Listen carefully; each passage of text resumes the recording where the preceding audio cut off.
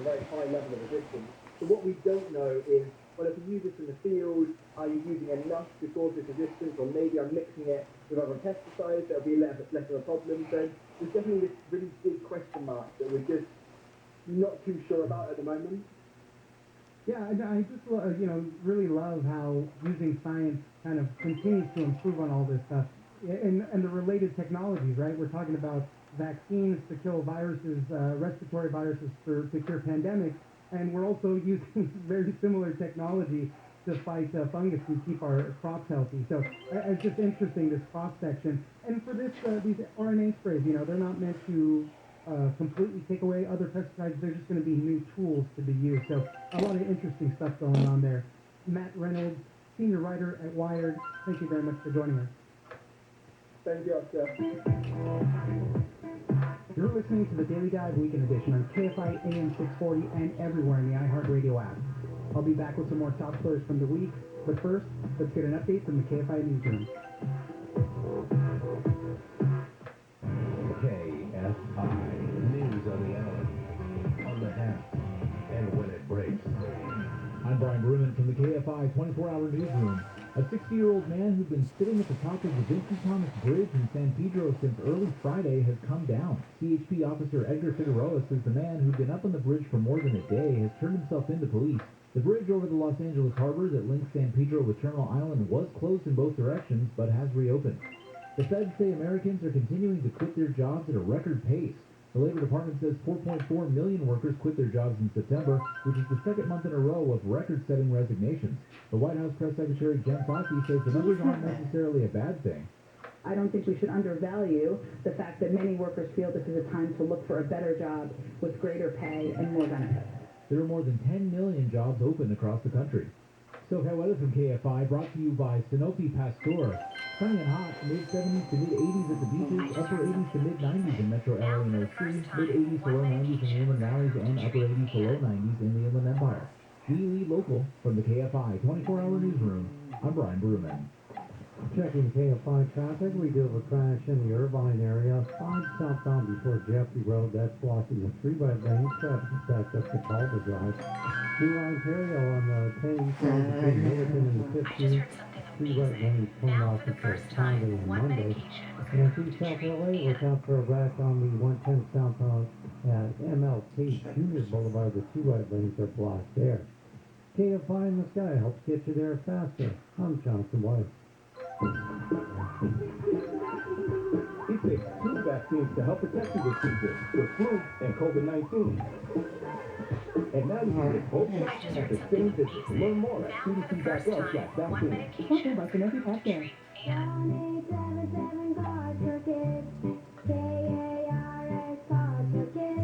Donate your car today with 1-877-CARS-FOR-KIDS.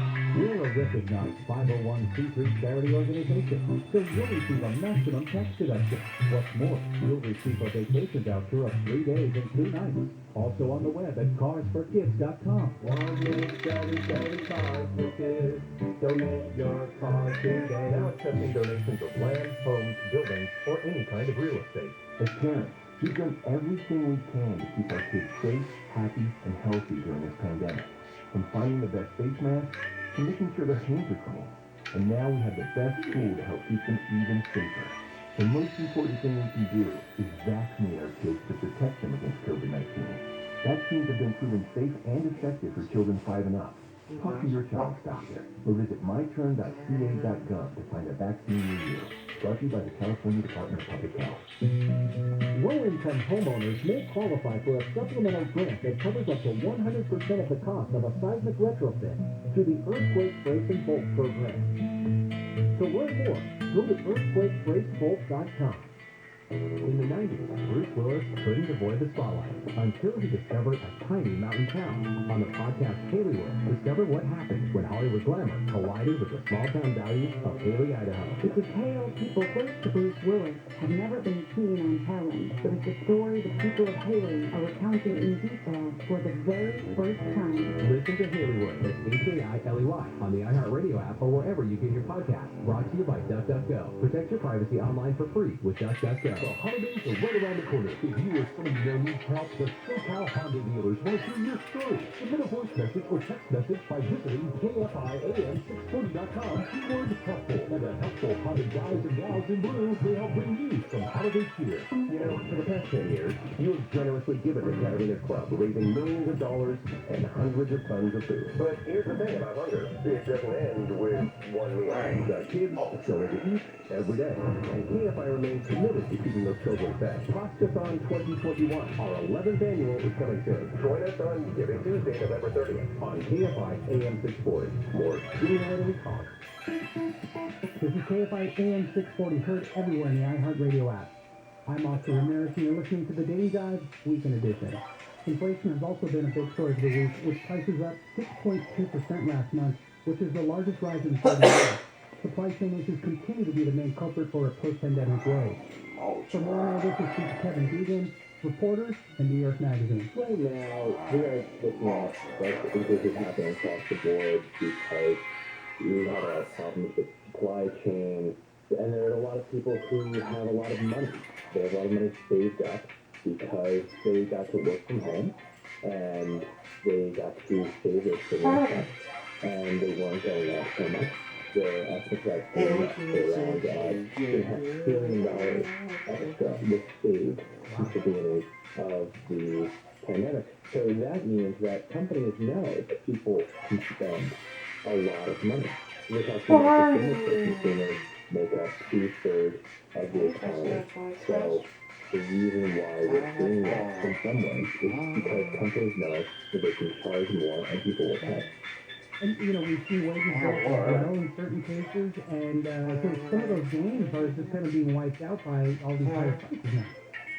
Wages have gone up a little bit, not as much as people are seeing in the grocery store or at the gas station, right? Our gas is up almost 50%. And it's going to get worse because fuel oil, that people use to keep their houses, is up even more. So, you know, a lot of people have seen their wages increase because they changed jobs or because they were in a position to command more money from their employers. But one of the problems here is whether this is going to continue to outpace how much people are getting paid. And it effectively means that people have gotten less money over the past year.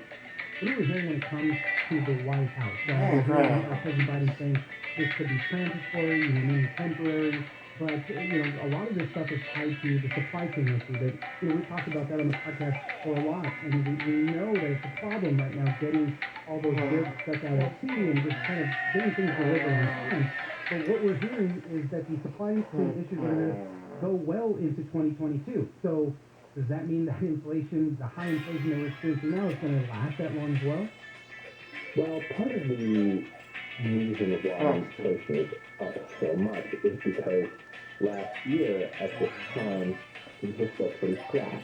Right? We're still dealing with prices going down during the pandemic coming. So look, it remains to be seen how much this will how much prices will rise or how long it goes.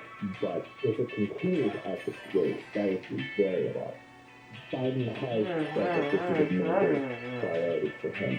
In fact, it's such a priority that in the middle of the environmental summit going on, he was urging the OPEC countries to produce more oil because I mean, it's a political liability for him. People need to fill up their cars, and even though your car might be it's probably worth more than it's most people can't just sell it, they need it.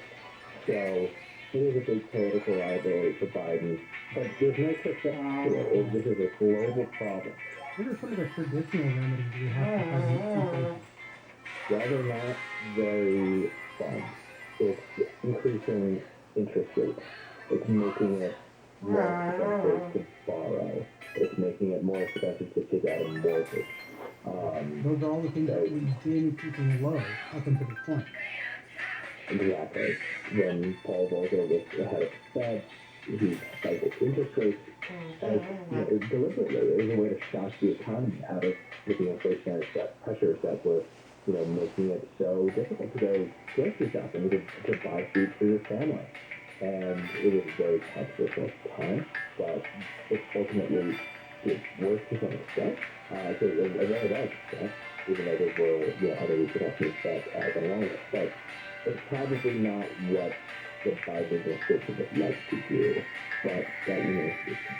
Yeah, definitely something that needs to get under control. Obviously, those paychecks just aren't going as far when everything costs so much.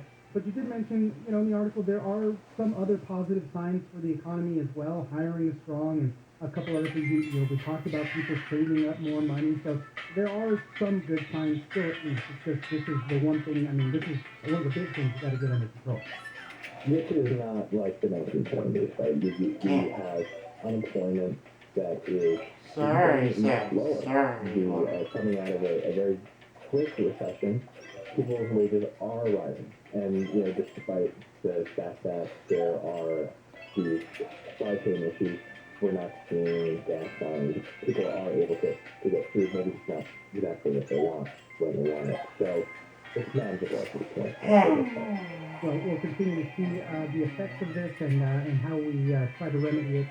Kevin Dugan, reporter at New York Magazine, thank you very much for joining us. Thanks for having me. I appreciate it. Have a good day. As Thanksgiving quickly approaches, we're hearing that it will be much more expensive this year, and there might be a turkey shortage. The expensive part is true, but there won't be a mass shortage of turkeys. Rather, it just may be difficult to find the one you want. Last year, small birds were all the rage because of smaller family gatherings. This year, it's all about the mid-sized birds.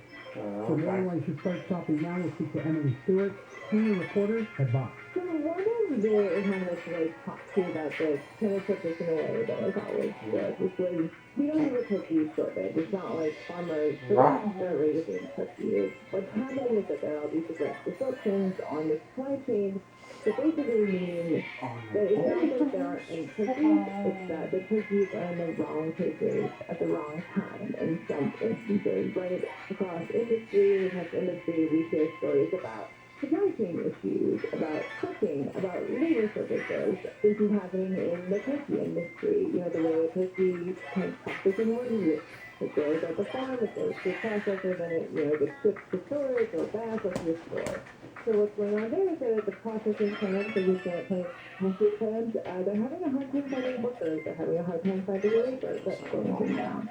There is an issue with transient, with cooking. Again, across multiple industries, turkeys are not immune to that. So maybe it's just more expensive to get the turkey from point A to point B. So that's some of the stuff that's going on in terms of whether or not you're going to see the turkey down the shelves. Those are sort of different consumer trends that you aren't quite sure what people are going to want. If you think back to last year, people were still eating turkeys. So people wanted smaller turkeys. Maybe before you were getting a turkey for 20 people, now you're getting 4 turkeys for 5 people. Yeah, and that's one of the interesting things because, the farmers and everybody, people are supposed to, they're basically having to guess what that number will be, what size birds people are going to want. And as kind of what we're saying, there's not going to be a shortage of turkeys. It's just they're having to guess what kind of turkey you might want, seeing as how the pandemic kind of flipped everything on its head. Exactly, and they think maybe this year that people will be gathering in bigger groups together, bigger turkeys, because turkeys. I talked to one grocer who was like, I'm having the opposite problem last year, I have small turkeys. But at the same time, a lot of kind of industry groups are pushing, like, you might need to deal with leftovers, right? Like, you just kind of, the same way you're supposed to get the COVID shot, like, you just say you buy it, get the turkey that you can find. And so if you have fewer leftovers, like, learn to love turkey leftovers. That's a great tip right there. Let's talk a little bit about cost. You mentioned some of it already with the supply chain issues. The shipping costs are pretty crazy right now. To move anything around the country is much more expensive, but also feeding the turkeys has become more expensive. We're looking at rising corn and soybean costs for that one. Yeah, so it's definitely been more expensive to get the turkey grown and to store. And prices are up. One farmer I talked to said this, and I've had to look at my prices on to my customers in the local store, but not all of them. I think it's interesting to kind of bring those coming down here and maybe is that turkeys are a loss leader for grocery stores, which means they're not making a bunch of money off of turkeys. The idea is that they give you some sort of a deal, entice you with the turkeys, that you walk into the store and buy your entire Thanksgiving meal. at the store. So it's not quite clear yet, at least anybody I talked to, if the discounts were going to be there, if turkeys are going to be super expensive this year or not.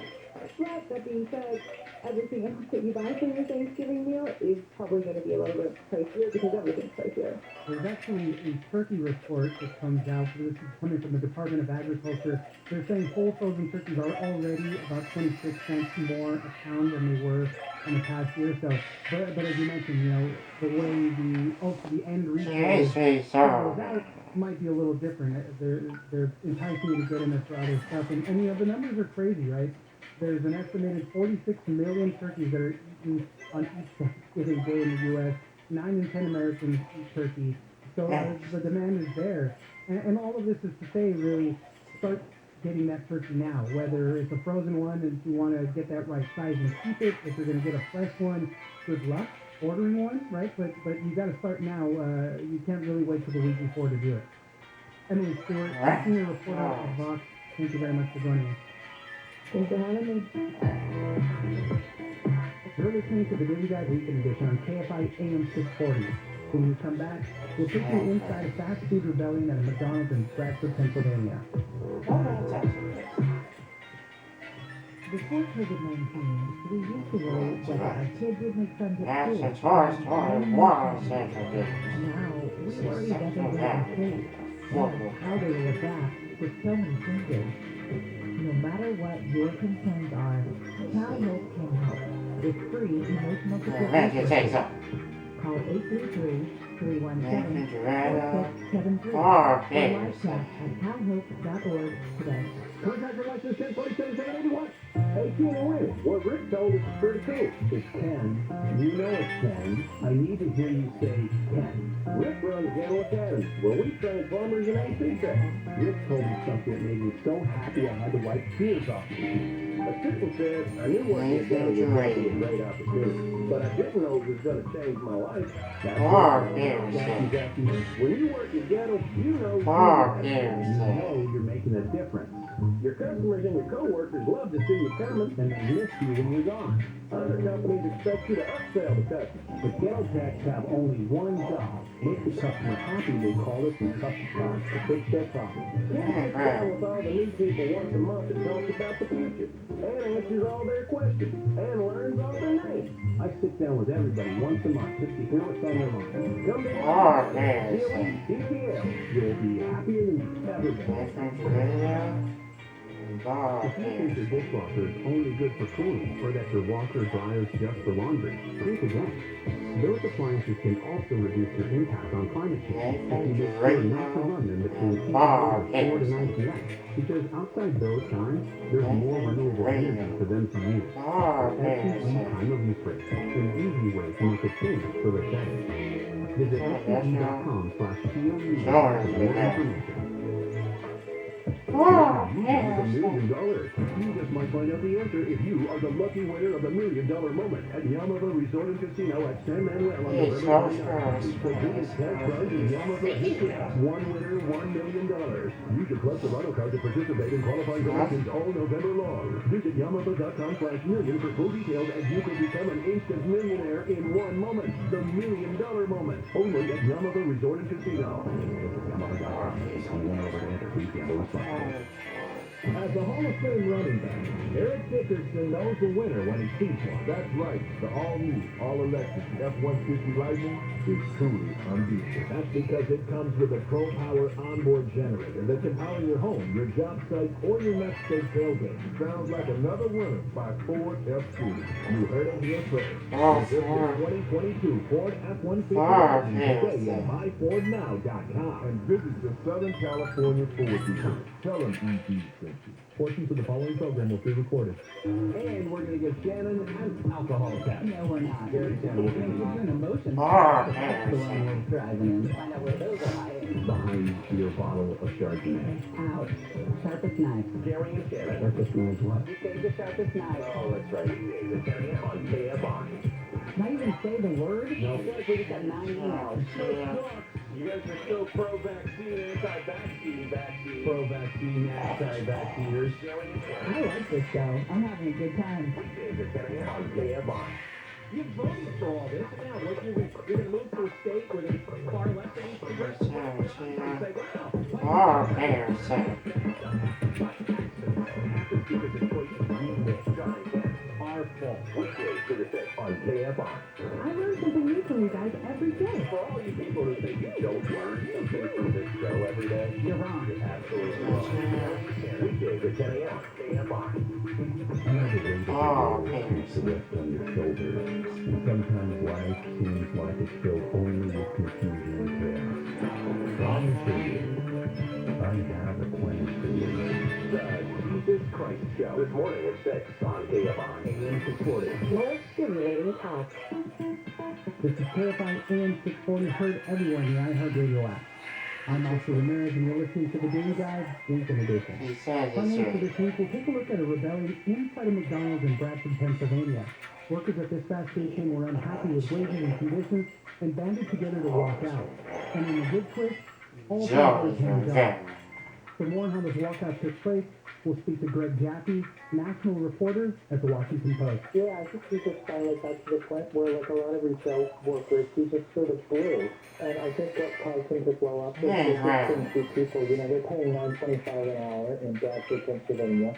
The New York border is like 10 miles away, and there's a McDonald's maybe 17 miles away, owned by the same owner in New York State, where the minimum wage for fast food workers is $15 an hour. So these guys are making $9.25, just for 20 minutes. The same workers are making $15 for the exact same job. And as you can imagine, it's just really hard to keep workers under those circumstances. People were just leaving, and they couldn't staff the store, and they were getting blamed for their failure to staff the store. Yeah, and you know, everybody knows kind of the cascading effects, right? Mistakes at the ordering window, mistakes with the food order, because you're getting this attrition, you're employees and try to keep up, and all the training, you know, that's how, you know, bad things start happening here. So what was the turning point exactly for Dustin Snyder, who kind of organized the walkout? He called his other employees around and said, hey, you know, this is not happening. He had already accepted another job at a restaurant, and he was kind of on his way out already, but he persuaded others there to do this walkout with it. Yeah, no, that's exactly right. I think the breaking point was they all have systems is demanding more pay. And even as Dustin accepts the job at the lumber mill, I mean, he likes McDonald's, he likes his co-workers, he likes being a leader. And so they write this petition saying, you know, we deserve more, $9.25 not enough. It's a fairly salty, angry petition. He faxes it off to the corporate office of the franchisee in Buffalo. I think that's about 20, 25 of these McDonald's, and gets a message back saying, you know, essentially, hey, we were considering giving you a raise, but we don't care for this petition. Because that just, I think, causes him to snap, pulls everyone around it and says, look, these people don't care about us. They treat us badly. I'm just leave, and I'll help everyone get out. Yeah, and I mean, I guess maybe the facts couldn't have been as salty, right? But then what happened? They grabbed everybody. They said, we're going to do it. We're going to walk out. They were the day shift. So they walked out, and immediately there's lines of cars at the McDonald's. I guess he called his general manager, and kind of, she was already on her way to the company as well. But she decided she was going to come down and support everybody. And as you mentioned, for his part, the assistant general manager, you know, he did say, I'm going to help everybody else try to get a better paying job. They knew of a Burger King down the street who was offering more money. And just whatever they can do to help the crew that was walking out. Yeah, no, that's exactly right. And so he does call his general manager, Stephanie Shelley. She's been with the company 10 years, and so she also decided to leave in the kind of the week before. Other folks just starting to leave as Stephanie and Dustin find other jobs. And so they walk out, the cars are at the drive-thru. Stephanie texts the night shift crew saying, hey, your day shift just walked out. You know, essentially, I think you should quit too. Let's all quit. But I respect whatever you do, you don't have to. And then you know, they're piling in the cars to drive over to the Burger King and help everyone put in applications there. As I mentioned at the beginning, you know, we've seen other walkouts. There was a Burger King in Nebraska, Del Taco in Ohio. We don't really have any definitive numbers on these small-scale walkouts. I guess the Bureau of Labor Statistics does keep track of them, but only when there's big major stoppages, you know, 1,000 or more workers. But Oh, that's kind of yeah, emblematic of what we've seen throughout the country, especially as the pandemic hit and everything changed. I mean, so many stories are swirling around in the news right now about how the job market has completely been flipped upside down. And for these workers, low-paying workers, working tons of hours, for the first time they saw a little bit of power. Hopefully that they can get some good swing in their favor, and that's why they did it.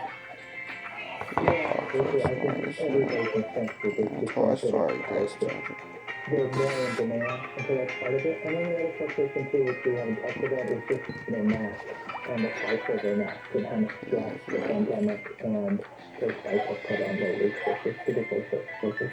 And they were put in the middle of so many other competing factors, right? People not wanting to do it and regulations, saying that they had to. For this particular McDonald's, workers had started off at 8.5 because of the pandemic. They boosted it $1 to 9.5.